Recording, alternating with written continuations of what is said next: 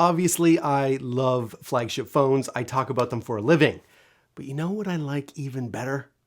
Good phones that most people can actually get their hands on.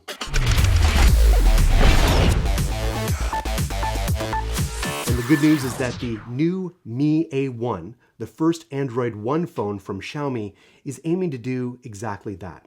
Let's just say the phone is a far cry from the basic Android One phones of 2014.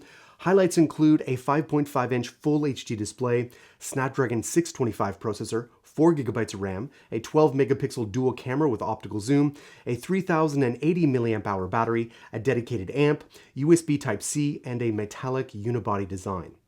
As with all Android One devices, you get near stock Android experience with the promise of fast updates. Some of the biggest are India, Indonesia, Bangladesh, Vietnam, Russia, Ukraine, Egypt, Saudi Arabia, Mexico, and Colombia. Now, the only market that is currently selling this device is India, and it's selling for around 15,000 rupees.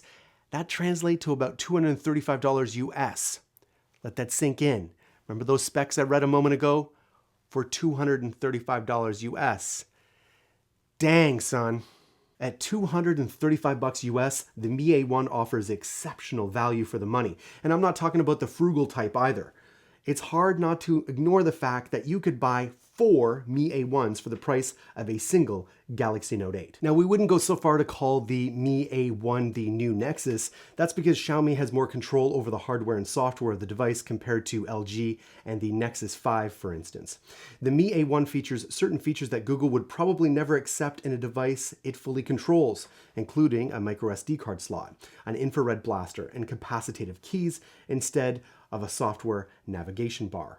Also, Xiaomi ultimately controls software updates on the Mi A1. Google promised timely updates for the device, but it's Xiaomi that gets the final say on when OTAs go out. Case in point, the Mi A1 will get Oreo by the end of the year, which is not exactly fast. Another reason to be super excited about this phone, even if you're not gonna buy it, is that it gives the Android One program a shot in the arm. You see, Android One was meant to attract the next billion users, right? The next billion users on the internet means that we have a more democratic society. It means that developers can have a more thriving business model because they have more people to sell their stuff to. That's all exciting. We can connect with people that haven't really been connected with the rest of the world. That's a good thing. You see, Android One sort of fizzled out a couple years ago because they didn't have the partners necessary to make it work. Please, Xiaomi and Google, make this happen, because there are billions of people out there who can't watch me, and they can't comment, and they can't troll and harass me. And, you know, those are all really good things. So what do you guys think of this phone? You like? Let me know in the comments below. Also, if you get the phone, either next week, next month, next year, whatever, let me know right there on Twitter.